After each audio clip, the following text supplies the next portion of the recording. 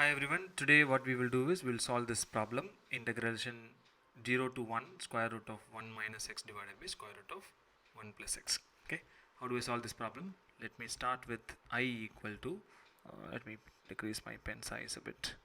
Yeah, integral 0 to 1 square root of 1 minus x divided by square root of 1 plus x.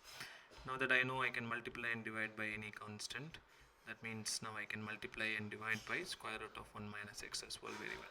Okay, so that is equal to integral 0 to 1, that square root actually goes off, so this is 1 minus x divided by square root of, this is a plus b into a minus b formula, and that gives me a square minus b square into dx, right?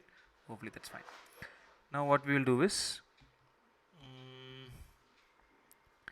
this is equal to integral 0 to 1 divided by square root of 1 minus x square into dx plus integral 0 to 1 minus x divided by square root of 1 minus x square into dx. Correct? That's good. And now this is actually sine inverse of x. I know this formula. This is 0 to 1 of those the limit plus what about this? This one, if you look at it very carefully, what happens here is, now you have a denominator over here, right? So this is your denominator, am I right? Let me take this. So this is your denominator, and the denominator's derivation is actually sitting on top of here, correct? That means actually I need minus 2x here, right? I had only minus, so I need to have 2x. So let me compensate that with 1 by 2 as well in the top. In the front. So that means now I have got 1 minus x square sitting in the bottom, and its derivative, which is minus 2x, which is actually sitting in the top. Now this actually gives you this way of looking at it for this formula. Do you remember this? Integral, you have an f dash of x divided by square root of f of x into dx, correct?